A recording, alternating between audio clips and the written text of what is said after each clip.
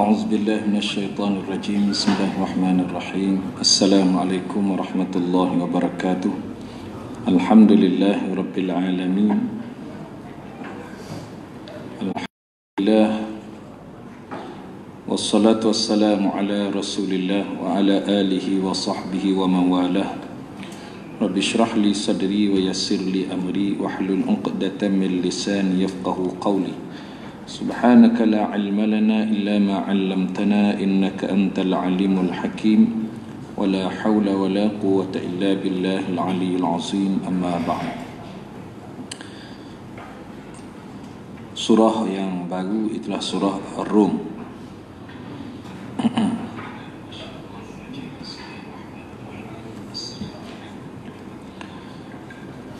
Sama-sama kita membacakan beberapa ayat, bermula daripada ayat yang pertama. Firman Allah Ta'ala, A'udzu billahi minasy syaithanir rajim.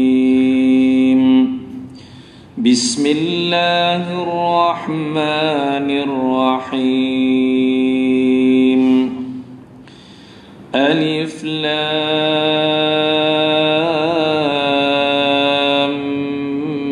Mim. Ghulibatir Rum fi adnal ardi wa hum min ba'di ghalabihim sayaghlibun في بضع سنين لله الأمر من قبل ومن بعد ويومئذ يفرح المؤمنون بنصر الله ينصر من يشاء وهو العزيز الرحيم. وعد الله لا يخلف الله وعده ولكن أكثر الناس لا يعلمون ظاهرا من الحياة الدنيا وهم عن الآخرة هم غافلون. صدق الله العظيم.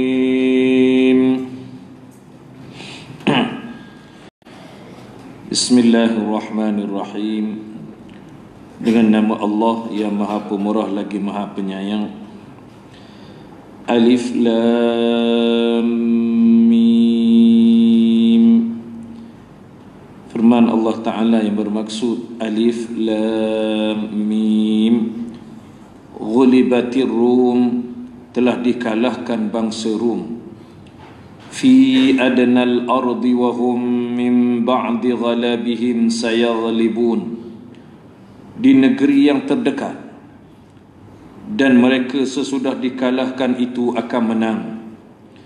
Fi bid'i sinin lillahil amru min qablu wa min ba'd wa yawma idzin yafrahul mu'minun.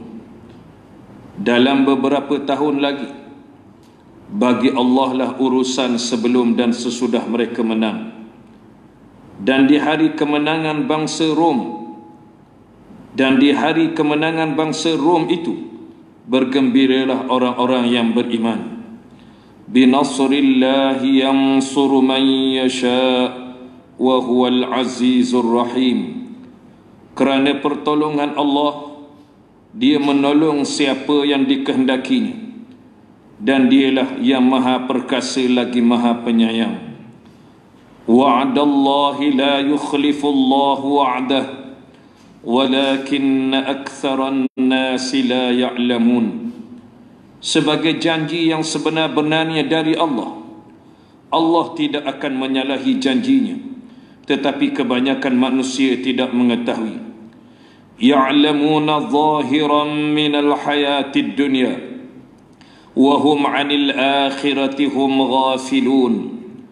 Mereka hanya mengetahui yang lahir sahaja dari kehidupan dunia, sedang mereka tentang kehidupan akhirat adalah lalai.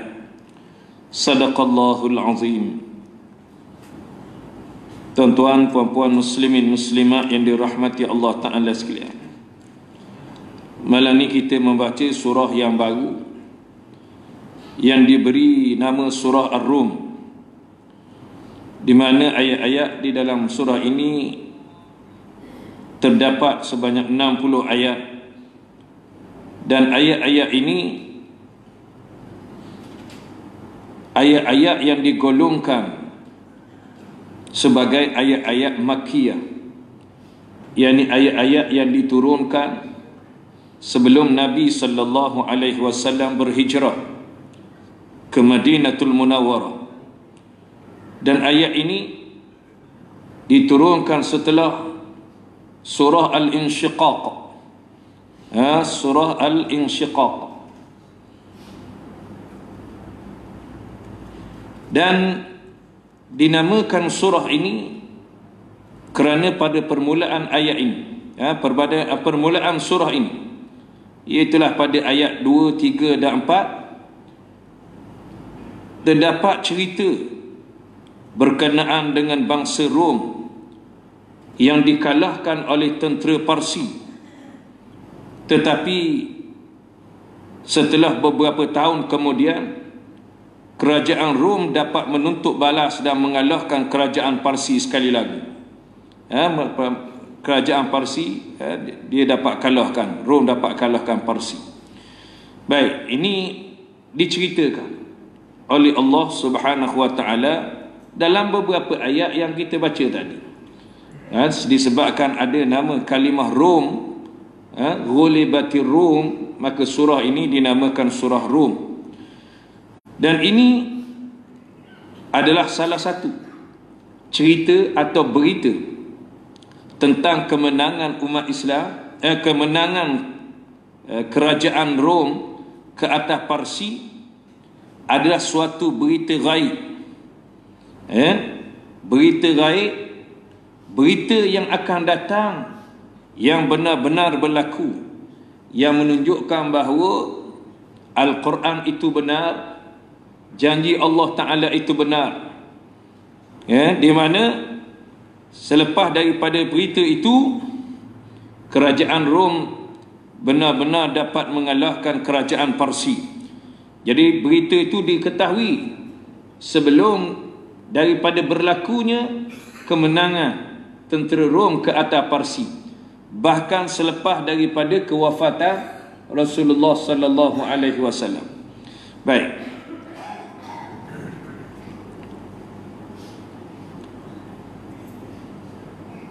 Dan ini menunjukkan bahawa Al-Quran itu juga merupakan mukjizat, dan ia juga merupakan isyarat bahawa kaum muslimin yang demikian lemahnya di waktu itu akan menang dan dapat menghancurkan kaum musyrikin. Dia sebagai suatu isyarat juga. Dan isyarat ini terbukti pertama kali pada perang Badar, dalam peperangan Badar. Baik. Isi ataupun perkara-perkara pokok yang diceritakan dalam surah Rum ini berkaitan dengan keimanan, iaitulah bukti-bukti kerasulan Nabi Muhammad sallallahu alaihi wasallam, dengan memberitahukan kepada baginda hal-hal yang gaib seperti menangnya kembali bangsa Rom atau kerajaan Parsi. Di dalam surah ini juga membawakan bukti-bukti keesaan Allah Ta'ala yang terdapat di alam semesta ini, yang Allah Ta'ala ciptakan makhluk-makhluknya dan kejadian-kejadian alam itu, dan bukti-bukti atas kebenaran adanya hari kebangkitan semula. Dan contoh-contoh dalam ayat, dalam surah ini juga ada contoh-contoh dan perumpamaan yang menjelaskan bahawa berhala-berhala dan sembahan itu tidak dapat memberi pertolongan dan tidak dapat memberi manfaat kepada penyembah-penyembahnya sedikit pun. Okey, ini perkara-perkara dasar, pokok, asas. Itulah yang berkait dengan keimanan. Di dalam surah ini juga diceritakan tentang hukum hakam, kewajipan menyembah Allah Ta'ala, kewajipan mengakui keesaan Allah, kerana hal itu sesuai dengan fitrah semula jadi manusia. Diterangkan tentang hukum hakam yang berkaitan dengan kewajipan berdakwah, kewajipan memberi nafkah kepada kaum kerabat, kepada fakir miskin, kepada orang musafir dan sebagainya. Di sana juga ada larangan-larangan mengikut orang-orang musyrik, dan juga berkait dengan hukum-hukum riba. Ada diceritakan di dalam surah ini. Dalam surah ini termuat kisah-kisah. Di antaranya pemberitaan tentang bangsa Rom tadilah. Itulah sebagai suatu umat yang beragama. Rom ni orang ada agama. Walaupun ia dikalahkan pada mulanya oleh kerajaan Parsi yang menyembah api, akhirnya Rom dapat menang kembali. Nanti diceritakan. Baik. Dan ada lagi lah perkara-perkara lain. Di antaranya manusia itu umumnya bersifat gembira dan bangga apabila mendapat nikmat dan berputus asa apabila ditimpa musibah. Kecuali orang-orang yang beriman. Kewajipan Rasul hanya menyampaikan dakwah, ada diterangkan nanti. Dan kejadian-kejadian yang dialami oleh umat-umat yang terdahulu yang patut menjadi iktibar dan pengajaran bagi umat yang kemudian. Jadi ini di antara beberapa perkara yang disentuh di dalam surah Ar-Rum, yang disebut, dinyatakan oleh Allah Subhanahu wa Ta'ala untuk menjadi panduan kepada kita semua. Tuan-tuan dimuliakan Allah, untuk pengetahuan tuan-tuan sekalian, untuk pengetahuan semua bahawa orang Rom adalah orang yang beragama Kristian. Kuasa besar dunia pada zaman itu, zaman jahiliyah, dan juga di zaman Islam.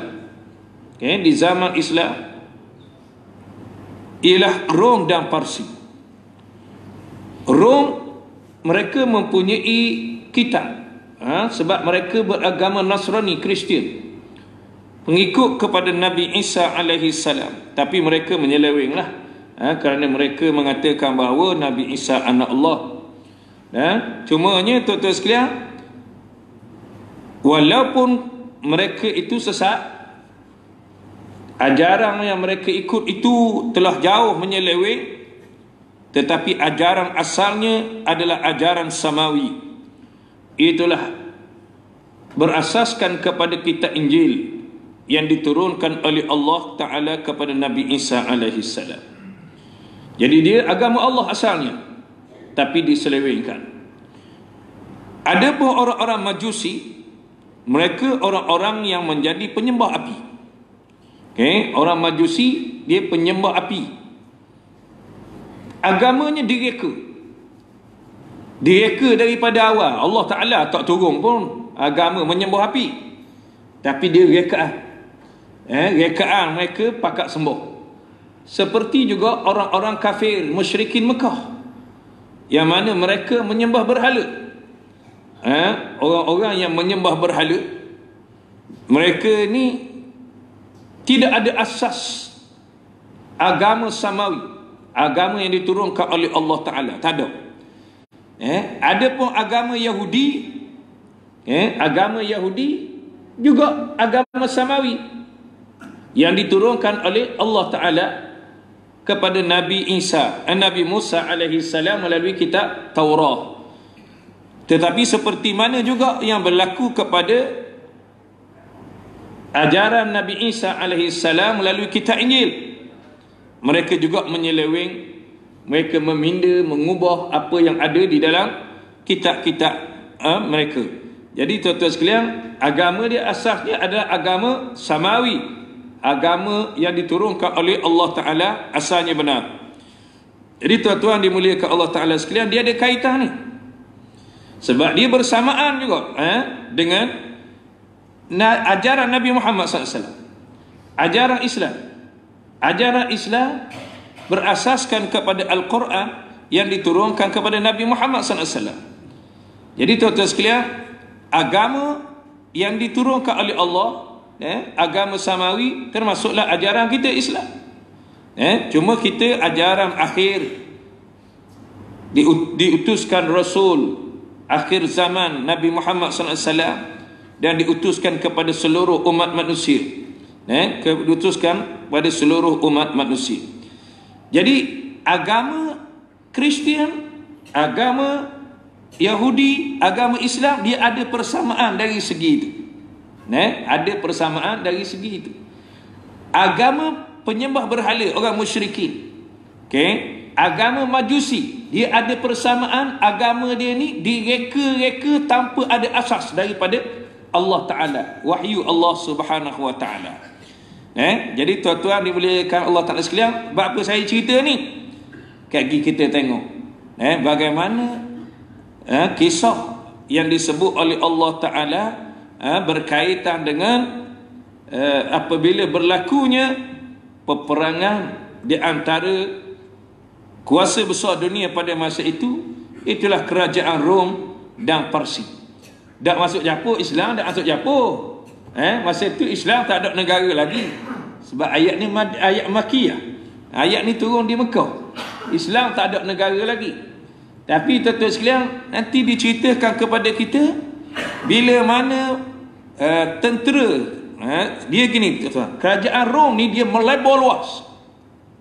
Parsi dia Iran di sebelah sana. Kerajaan Rom dia kuasa dia besar. Sehingga sampai ke Syam. Syam ni termasuk Lebanon, Palestin, Jordan.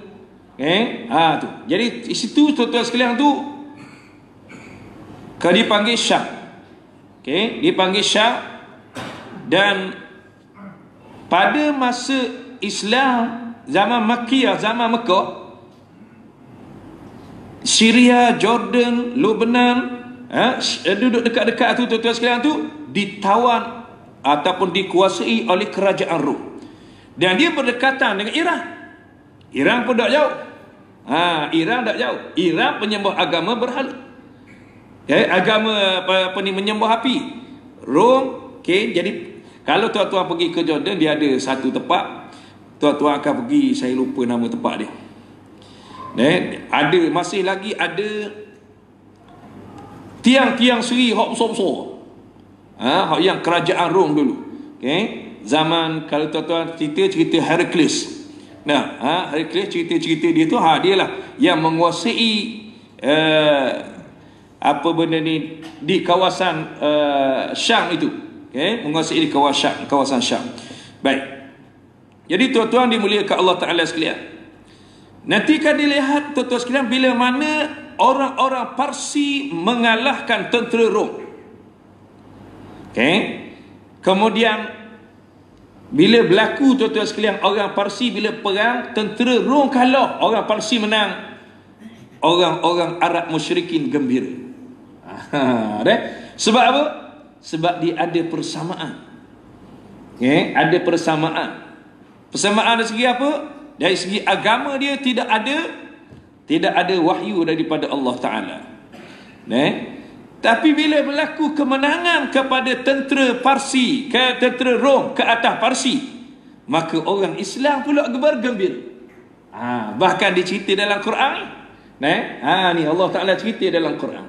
Jadi tuan-tuan sekalian, kita pun kadang-kadang kita tengok, kena perhati juga hak benda berlaku luar ni tak kait dengan kita. Kita pun kalau tengok bola pun tuan-tuan sekalian, kita betul tak? Tengok bola pun kita ada perasaan juga kalau tengok. Atau saya kata, kalau tengok orang kita tengok beberapa sudut tau. Kata apa ni, Kedah lawan dia akhir tu, Johor. Saya kata saya cakap Kedah dia. Sebab apa? Jurulatih dia Islam. Hak nu kafir. Maknanya kita ada perasaan gitu. Zaman tu begitu juga. Nah, kita tengok kata apa Liverpool lawan dia Manchester. Tak kira dah MU. Kita kata kita Liverpool ada Salah orang Islam. Nah, jadi kita mari.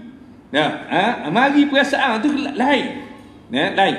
Orang kita begitu juga tuan-tuan sekalian tak kira kita kata kalau kita Malaysia lawan kita memang sokong Malaysia dah. Nah, sebab negara kita Malaysia lawan apa-apa tak kira kita sokong Malaysia. Tapi tuan-tuan sekalian bila negara lain contohnya Indonesia lawan Vietnam, saya sokong Indonesia, bukan negara kita. Sebab apa? Sebab dia negara Islam. Ni dah gitu. Jadi itu adalah lumrah biasa yang berlaku sebenarnya dalam diri, dan inilah yang berlaku di zaman Nabi. Nabi pun gembira. Sedangkan tak ada kaitan, ni orang kafir. Tentera Rom yang perang dengan Parsi, bila dia menang, orang Islam gembira, Nabi gembira, sahabat-sahabat gembira. Bila tentera Rom kalah, orang Islam sedih. Sedih. Padahal kafir belaka dua-dua tu. Rom Parsi pun kafir belaka. Tapi ada kaitan di situ. Sedikit tuan-tuan sekalian. Kerana ada persamaan yang wujud di antara tadilah tuan-tuan sekalian. Baik. Kita tengok balik semula kepada ayat Quran kita. Itu cerita dulu sikit. Malah ni tak boleh cerita banyak malah ni. Baik. Bismillahirrahmanirrahim. Dengan nama Allah yang Maha Pemurah lagi Maha Penyayang.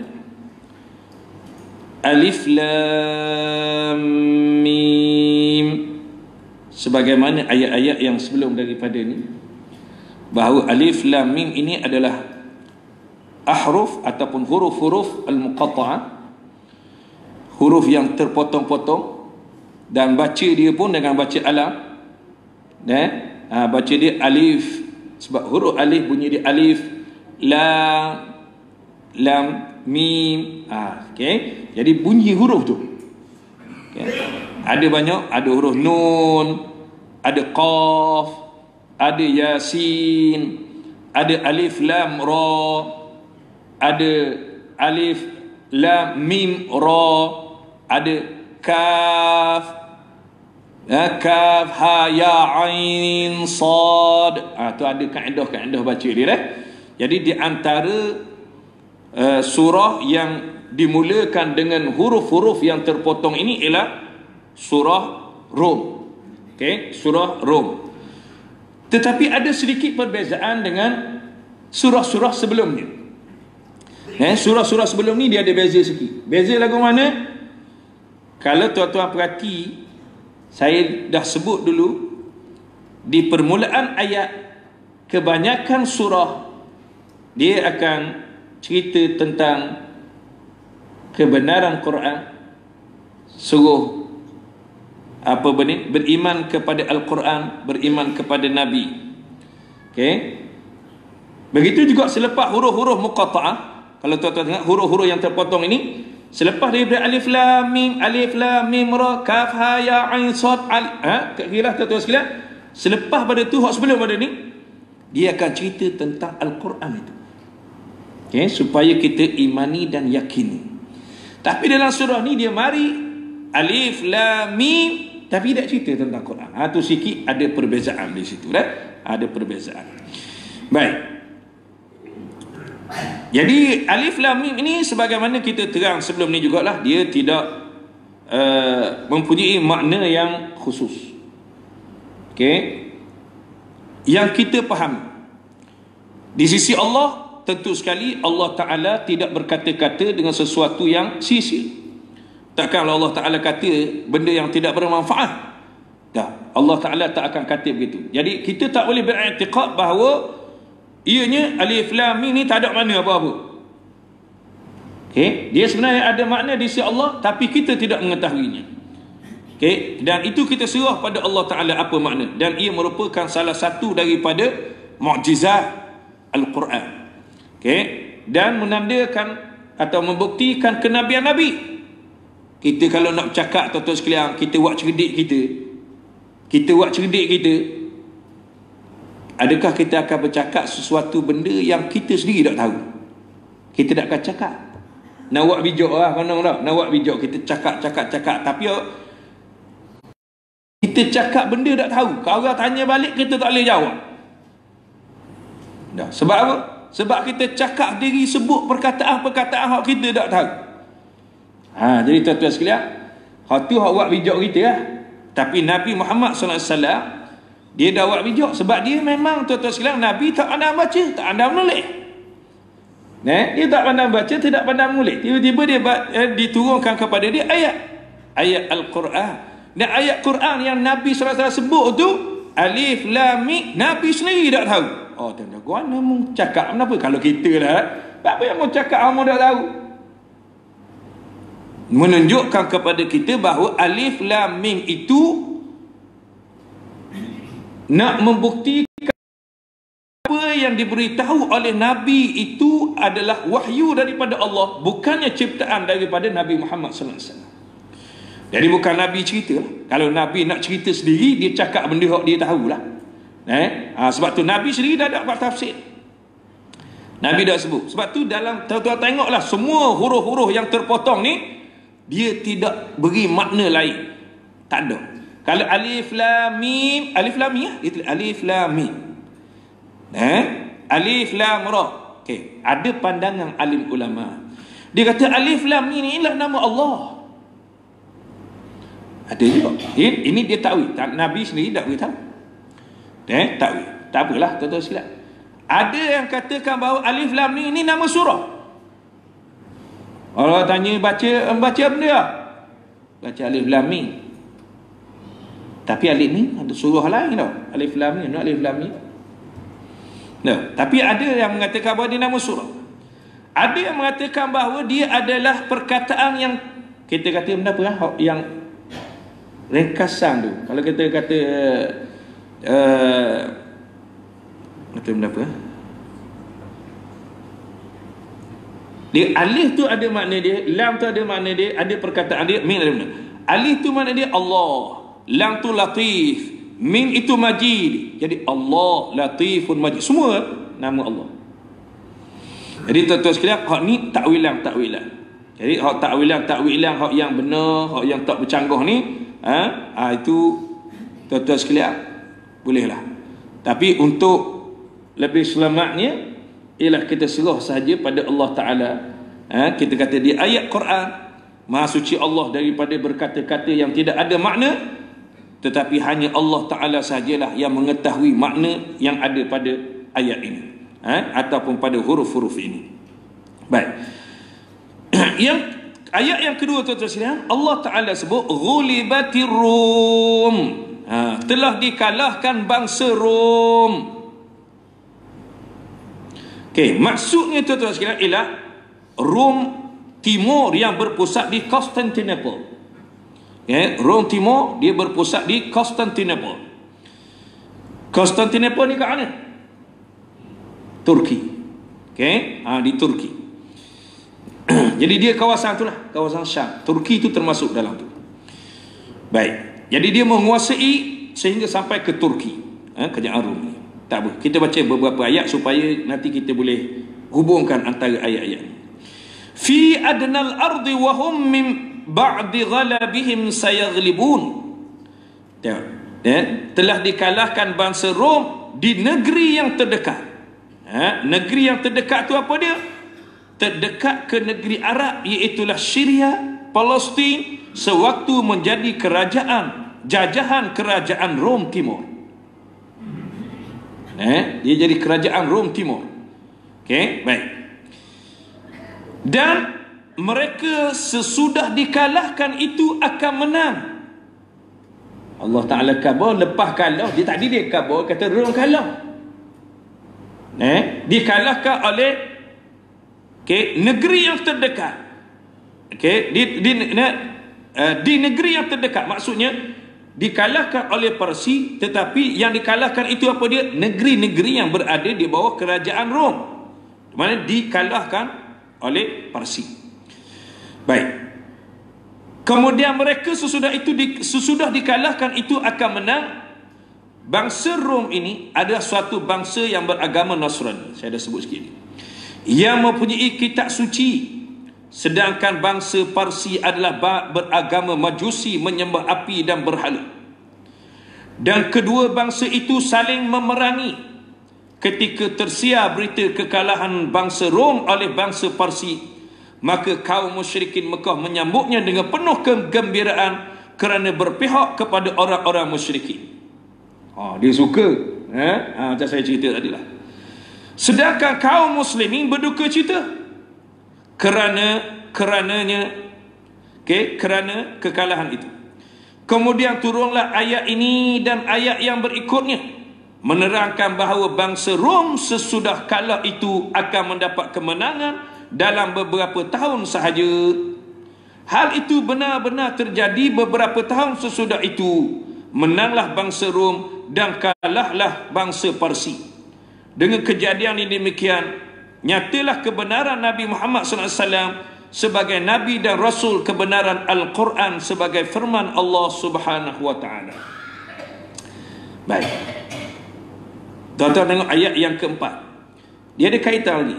Fi bid'i sinin, dalam beberapa tahun lagi. Di khabar tu, selepas tentera Parsi mengalahkan tentera Rom, nanti tentera Rom akan mengalahkan pula tentera Parsi. Bila? Bid'i sinin, beberapa tahun lagi. Untuk pengetahuan kita, kalimah bid'i ni beberapa tahun, kalau dalam bahasa Arab dia merujuk angka 3 hingga 9 tahun. Bid'i ni angka 3 hingga 9 tahun. Dia orang Arab dia ada hak gitu. Dia angka 3 hingga 9 dia panggil bid'i. Bid'i. Lebih daripada tu dipanggil benda lain pula. Jadi tuan-tuan sekalian, maknanya walaupun dia tak sebut secara tepat berapa tahun, 4 tahun ke, 5 tahun ke, 6 tahun ke, 7 tahun ke, 8 tahun ke, 9 tahun, dia tak sebut secara tepat.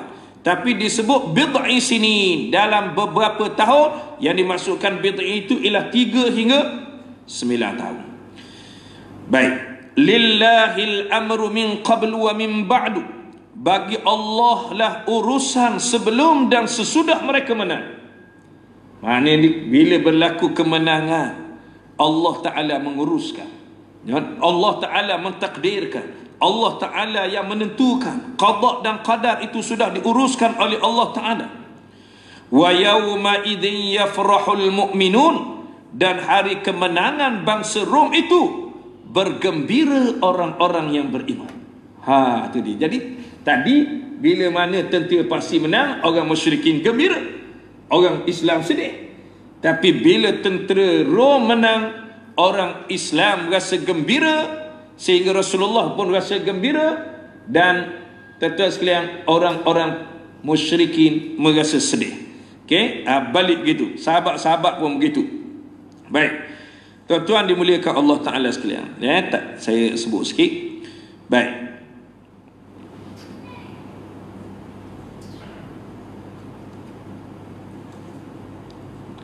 Ayat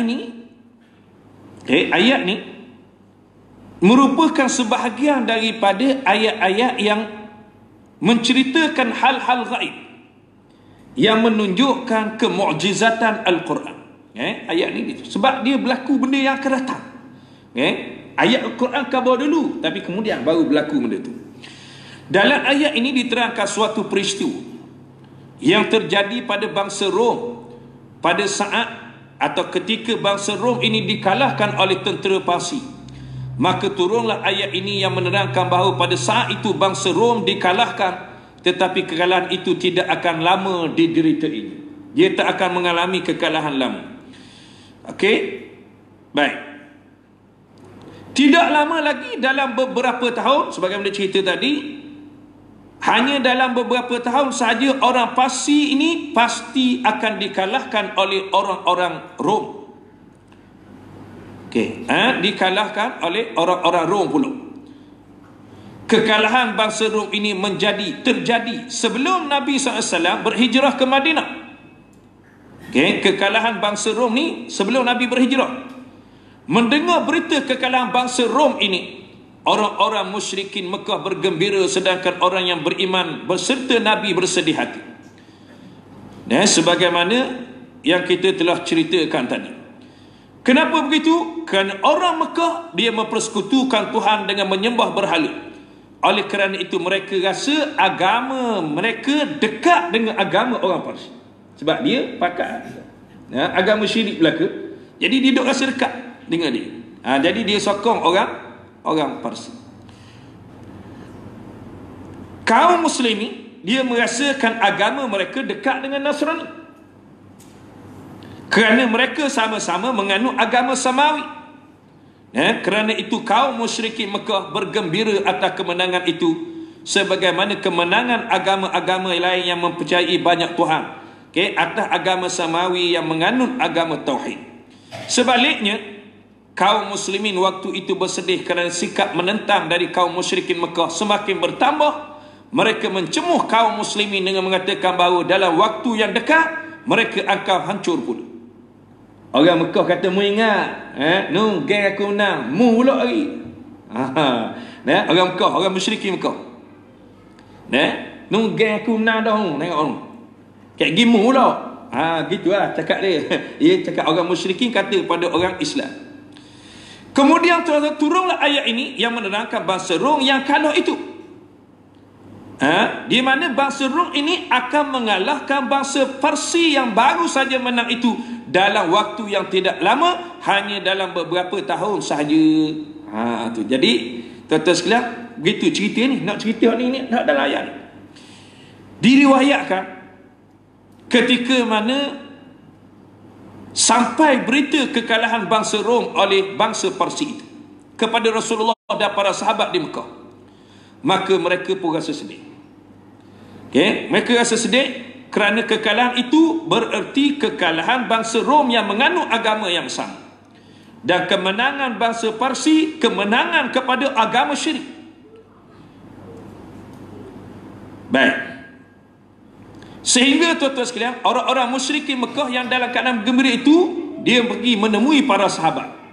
Orang Mekah pergi temu dengan sahabat dan berkata, dia kata, sesungguhnya kamu adalah ahli kita, dan orang Nasrani juga ahli kita. Sesungguhnya saudara kami, geng kami, orang Parsi, bersama menyembah berhala dengan kami, telah mengalahkan kamu. Sesungguhnya jika kamu memenangi kami, kami akan mengalahkan kamu macam orang Parsi tadi. Maka turunlah ayat ini. Tuan-tuan sekalian, maka keluarlah Abu Bakar. Abu Bakar bila dengar begitu, dia keluar menemui orang musyrik ini dan dia berkata, Abu Bakar kata apa? Bergembirakah kamu kerana kemenangan saudara kamu ke atas saudara kami? Janganlah kamu terlalu gembira. Demi Allah, kata Abu Bakar, bangsa Rom benar-benar akan mengalahkan bangsa Parsi sebagaimana yang telah dikhabarkan oleh Nabi kami. Jadi melalui ayat Quran. Kata Abu Bakar, demi Allah, tentera Rom akan menang, akan mengalahkan tentera Parsi. Tak berapa lama lagi. Macam Nabi khabar. Maka tuan-tuan sekalian, pada masa itu berdirilah pemimpin Mekah, nama dia Ubay bin Khalaf. Bin Khalaf ni jahat dia. Ubay bin Khalaf ni pala lah. Dia tuang kepada Bilal bin Rabah, hodok seksi orang Islam dia. Dia lah juga paling haliang sekali. Dia ni kena bunuh Nabi. Dia lah yang orang yang bawa tulang dia, tulang repuk pergi depan Nabi, diramah depan Nabi. Mu kata boleh buat hidup mula yang gini. Nabi kata Allah Ta'ala boleh buat hidupmu, Allah Ta'ala hidup kamu, masuk kamu dalam neraka lagi. Kata ayat dalam surah Yasin. Ada sebab tu. Ubay bin Khalaf ni memang terkenal dia jahat. Jadi tuan-tuan sekalian, Ubay bin Khalaf ni bila Abu Bakar kata gitu, Ubay Khalaf ni bangun, dia menghadap kepada Abu Bakar dan berkata, dia kata kepada Abu Bakar, engkau berdusta, menipu. Abu Bakar menjawab, engkaulah yang berdusta, engkaulah yang berdusta wahai musuh Allah. Maka tuan-tuan sekalian, kata Abu Bakar, mahukah kamu bertaruh dengan aku? Taruh macam judi ya? Tapi ayat judi ingat, ayat judi turun Madinah. Ni cerita bila? Cerita Mekah. Zaman Mekah tu dia judi lagi. Pada Abu Bakar ni dia judi lah. Judi taruh ni lah. Taruh. Dia taruh ni. Macam kita tengok bola, jangan judi dah. Sungguh khabar. Kalau tengok bola dia test gelas pun judi. Tapi ni sebelum ayat judi, ayat pengharaman judi diturunkan. Atas kita tengok kampung ni, aku belajar rokok sepokok. Kalau mu kalah, belajar aku. Aku kalah, aku belajar mu. Judi haram. Tapi kalau seorang je tak apa. Dia kena tahu juga. Kalau seorang je tak apa, kan judi belaka. Kalau mu menang, aku beri kamu 100 riyal. Dia bosnya, tak ada apa. Mana kalau kalah pun dia tak kau. Dia je beri. Tak apa, tak ada judi. Seorang. Dia nak jadi judi, tak ada tahu. Dulu masa kecil-kecil dulu ramai tikang tau. Judi. Ada ni tukang. Tikang boleh abad tiup. Belong. Abad tiup dengan belong. Tarik. Judi. Benda kecil pun judi. Learning judi, tuan-tuan sekalian, gambar judi duduk kedai kopi tengok bola. Dengan rokok sebatang pun dikira judi. Baik. Kata Abu Bakar, mu nak taruh tak? Aku taruh kamu. Aku nak taruh dengan kamu, dia kata. Nak kamu menang kalah. Ubay, dia kata kepada Ubay bin Khalaf,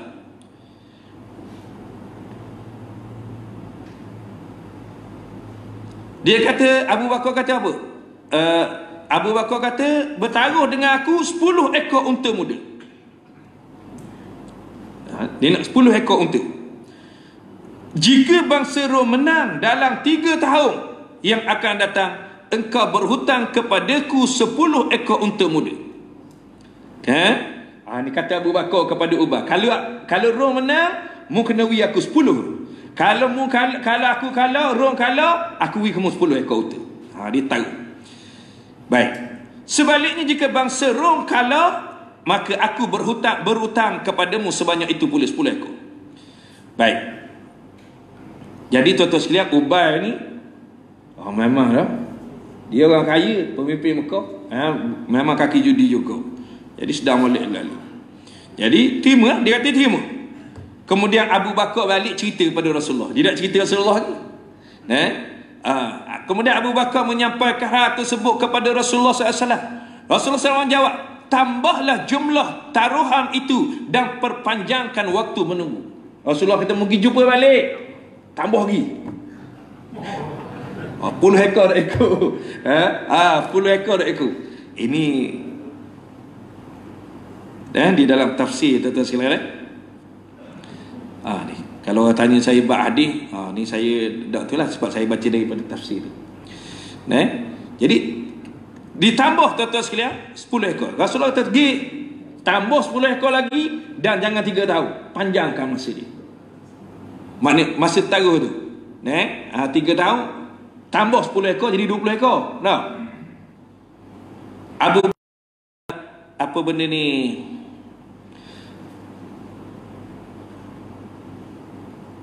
Maka Abu Bakar lepas pada Rasulullah kata gitu, dia pergi lalu bertemu dengan Ubay. Maka Ubay berkata kepadanya, nyesal tu hari ni. Nak tarik alik mana? Nak tarik alik ni nyesal tu. Ubay kata gitu, barangkali engkau menyesal dengan pertaruhan itu. Mari ni. Abu Bakar kata, aku tidak menyesal sedikit pun. Mari kita tambah jumlahnya dan perpanjangkan waktunya sehingga menjadi 100 ekor unta muda. Kata Abu Bakar dia, kita tambah. Bukan aku mari ni, bukan aku menyesal. Aku nak tambah lagi 100 ekor. Tadi 10 ekor, 100 ekor. Dan aku nak panjang waktu. Nak panjang waktu. Dia tak lihat sebab dia tentu dah. Kalau tak tambah dia cakap tak suruh bikin jadi. Orang Arab dia bagus. Anak ni dia tak mungkin janji. Jadi perpanjang waktu sehingga menjadi taruhan menjadi 100 ekor unta dan waktunya sampai 9 tahun. Jadi taruh ni daripada 10 ekor tadi 3 tahun. Abu Bakar kata pula pergi kali kedua 100 ekor jadi 9 tahun dalam tempoh tu. Dalam tempoh tu Ubay menerima pertaruhan itu, tentangan Abu Bakar, sesuai dengan anjuran Rasulullah SAW, suruhan Rasulullah SAW kepada Abu Bakar. Tak kali Abu Bakar akan berhijrah ke Madinah, bila nak berhijrah ke Madinah,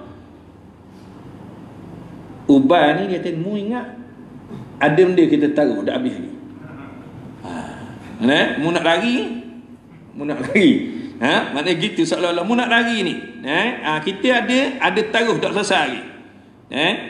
Jadi mu nak jamin apa? Mu nak berhijrah tak apa, mana dia benar, nak berhijrah, tapi mu nak jamin apa?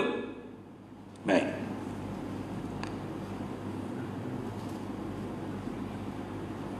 Maka Abdul Rahman, anak kepada Abu Bakar, anak kepada Abu Bakar menjaminnya.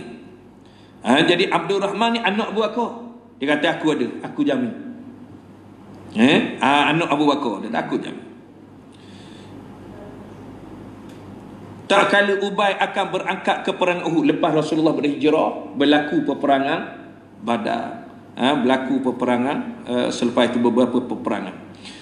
Jadi tak kala Ubay berangkat ke perang Uhud, Abdul Rahman meminta jaminan kepadanya, seandainya bangsa Parsi dikalahkan nanti, maka Abdullah putera Ubay menjaminnya. Gitu pula. Jadi balik Abdul Rahman tadi anak Abu Bakar, tapi bila nak pergi perang, Ubay ni nak pergi perang, ingat anak Abu Bakar kata pula dia. Anak Abu Bakar tu kata pula, kita ada benda mudah lagi gitu. Kita ada janji ni. Anak Abu Bakar tadi ayah dia besar dah. Kemudian Ubay kata, aku taruhkan anak aku. Maknanya jaminan ada pada anak aku. Sebab dia orang Arab ni dia memang patuh dia. Okey.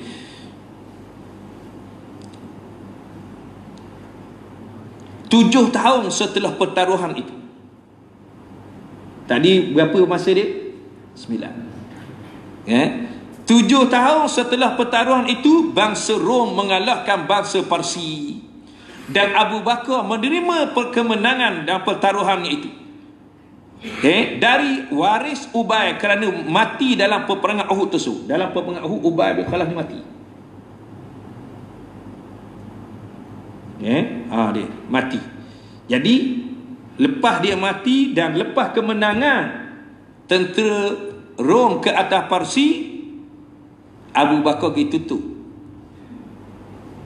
Pergi tutup 100 ekor unta tadi. Kemudian beliau pergi menyampaikan hal itu kepada Rasulullah sallallahu alaihi wasallam. Kalau ikut di sini disebut, dia kata hadis riwayat Ibnu Jarir, Ibnu Abi Hatim dan Al-Baihaqi. Dari segi kesahihan hadis ini saya tak ceklah tuan-tuan sekalian. Ini menurut dalam kitab tafsir. Baik, sejarah mencatatkan bahawa tahun 622 Masih, iaitu setelah 7 atau 8 tahun kekalahan bangsa Rom dari bangsa Parsi itu, mulailah peperangan baru antara kedua bangsa itu untuk kedua kalinya. Pada permulaan terjadinya peperangan itu telah nampak tanda-tanda kemenangan bangsa Rom. Sekalipun demikian, ketika sampai kepada kaum musyrikin Mekah berita peperangan itu, mereka masih mengharapkan kemenangan berada di pihak Parsi. Kerana itu Ubay bin Khalaf ketika mengetahui hijrahnya Abu Bakar ke Madinah, ia meminta agar putera Abu Bakar itu Abdul Rahman menjamin taruhan ayahnya jika Parsi pasti menang, dan hal ini diterima oleh Abdul Rahman. Ni cerita dia panjang lah tuan-tuan sekalian. Dah Syak kata, 20 dah agak cerita ni tau. Kedak dah berhenti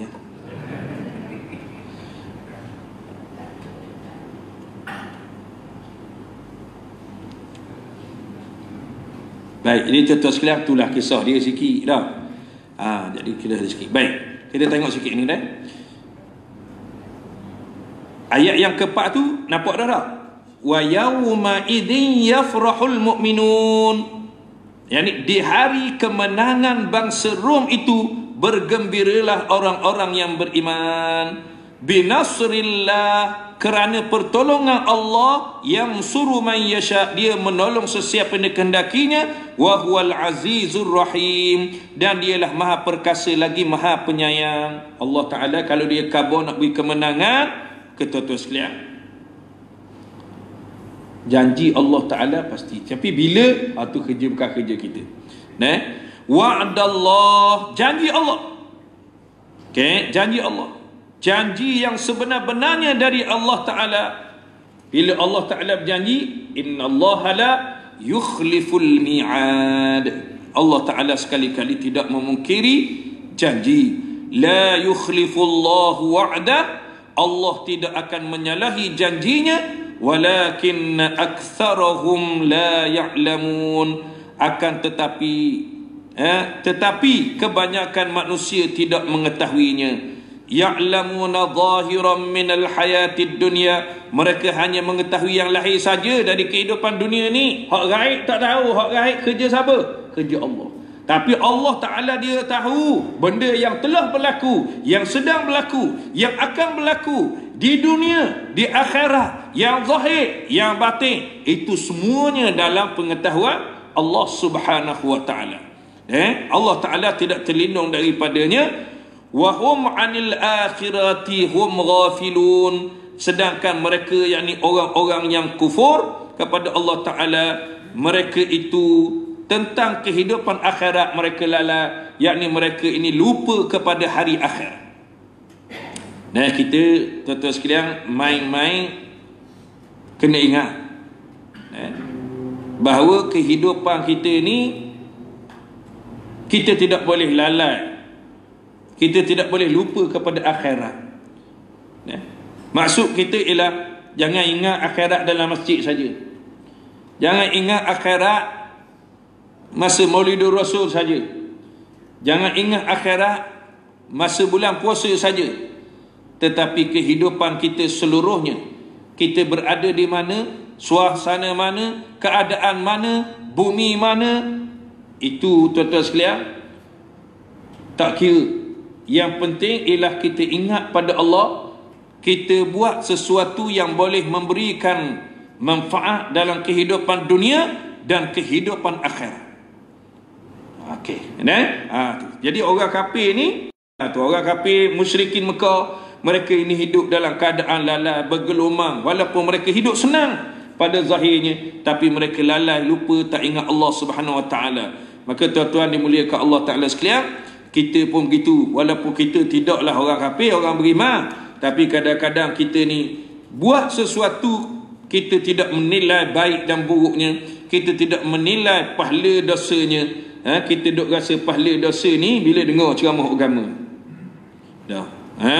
Nak bersukan, nak apa benda ni, apa-apa pun tuan-tuan sekalian, ada garis panduan yang ditetapkan oleh syarak. Maka ikutlah garis panduan yang ditetapkan oleh syarak, supaya apa yang kita lakukan itu mendapat keredaan daripada Allah Subhanahu wa Ta'ala. Tuan-tuan dimuliakan Allah Ta'ala sekalian, sekadar itu aqulu qawli hadza astaghfirullahal azim li wa lakum wa billahi taufiq hidayah. Assalamualaikum warahmatullahi wabarakatuh. Wallahu a'lam. Pengumuman tuan-tuan sekalian, pertama sekali saya nak beritahu pada semualah, supaya kita ajaklah anak-anak kita mari masjid. Cucu-cucu kita ajak mari masjid. Cuti sekolah ni kan dah. Jadi ajak. Jadi kita bawalah dia. Kita bawa dia. Dan kita dah beri galakan. Beri galakan. InsyaAllah. Dia mari tulis nama situ. Kita bagi hadiah nanti dia akhir tahun. Bulan 12. Akhir bulan 12 kita bagi hadiah insyaAllah. Begitu juga dengan satu mari semayang berjemaah. Tak apalah dia tak boleh mari siang, dia mari malam. Tak boleh mari malam, mari siang. Boleh mari siang, malam, subuh, lagi baik. Ajak. Masa ni kalau dah masuk sekolah kita tak dang. Jadi masa dak sekolah ni, dah kalau kita dak dang juga, dah habis cerita dah lah. Dak dang sama. Jadi kita kena galakkan dia. Biar dia mari sini, dia kupu tuan-tuan sekalian. Ni, dia kenal sama-sama. Jangan duk asing memang tak sedap. Dah tak ada geng nak kawan, memang tak berakhir. Kita kena ajar dia kawan. Dia kawan orang baik-baik, orang sejik lelaki. Apa dah? Orang mari sejik. Dia baru suka budak-budak ni. Jadi kita ajar budak tu biar duduk sekali. Tak apa, dia main belakang tak apa. Kabah dia masa orang bayang jangan bising. Tu je. Tapi kalau hak besar tu main, tu pelik tu. Hak tiba sedah jangan main. Orang petang kita kata main, hak besar dia main kok. Hak biar tadi hak dak erti lagi tu. Hak erti dah ni biar semayang molek. Baik. Yang kedua, berkaitan dengan bacaan Quran. Walaupun kita tak buat hafazan secara khusus, galakkan dia suruh hafal. Suruh, biarlah suruh ayat lazim pun. Kita akan beri, walaupun dia ingat satu ayat, kita akan beri hadiah. Cuma kita nak tasmi' hari Sabtu je kau sarai. Lepas asar boleh. Dah. Lepas asar. Lepas asar bawa mari mayang asar sini, suruh dia baca kejap. Cikgu asar minggu ni dah, minggu depan tu gila-gila gitu.